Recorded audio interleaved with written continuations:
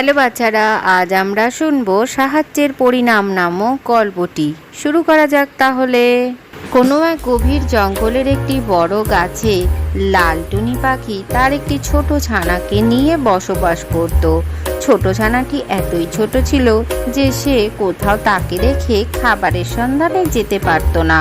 আজ তো গোটা একদিন হয়ে গেল, আমার ছোট ছানাটা কিছুই খেতে পারেনি। ওর জন্যে খাবারের জোগাড় আমায় করতে যেতেই হবে। ও আমার ছানা, তুমি এখানে বসো, আমি এক্ষুনি খাবার নিয়ে আসছি। এরপর খাবারের সন্ধান করতে করতে লাল টুনি পাখি উড়ে চলে যায়। কিছু দূর যাওয়ার পরেই সে নীল পাখির সঙ্গে দেখা করে। নীল পাখি, তুমি কি আমাকে কিছু খাবার দিয়ে সাহায্য করতে পারো? আমার ছোট ছানাটার জন্য আমি খাবারের জোগাড় করতেই পারছি না। না না টুনি, খাবার আমি কোথায় পাবো? আমি তোমাকে খাবার দিয়ে সাহায্য করতে পারবো না। এরপর লাল টুনি পাখি উড়তে উড়তে কালু কাকের বাসায় গিয়ে পৌঁছায়। কালু কাক, তুমি কি আমাকে কিছু খাবার দিয়ে সাহায্য করতে পারো? আমার ছোট ছানাটা দুদিন ধরে কিছু না খেয়েই রয়েছে। কি যে বলো টুনি, খাবার আমি কোথা থেকে দেব? আমি কত কষ্ট করে জোগাড় করে আনছি। কিন্তু কালু কাক, তুমি যখন বিপদে পড়েছিলে আমি তো তোমাকে সাহায্য করেছিলাম, এখন তো তুমি আমায় সাহায্য করতেই পারো। হ্যাঁ টুনি, তুমি আমাকে অনেক সাহায্য করেছো, কিন্তু এই মুহূর্তে আমি তোমাকে খাবার দিয়ে সাহায্য করতে পারবো না।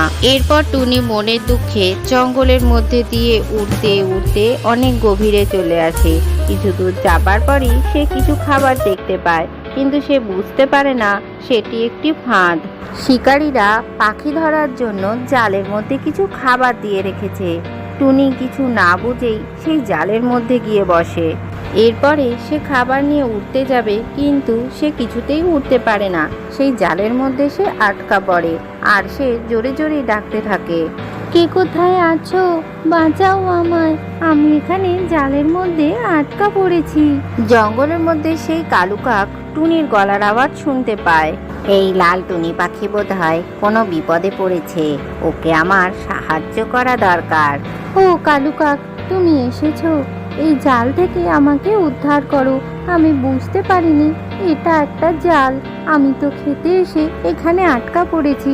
ঠিক আছে টুনি, তুমি কিছু চিন্তা করো না। তুমি আমার কাছ থেকে খাবারের জন্য সাহায্য চাইতে গিয়েছিলে, আমি তোমাকে সাহায্য করিনি, কিন্তু তুমি আমাকে অনেকভাবে সাহায্য করেছো।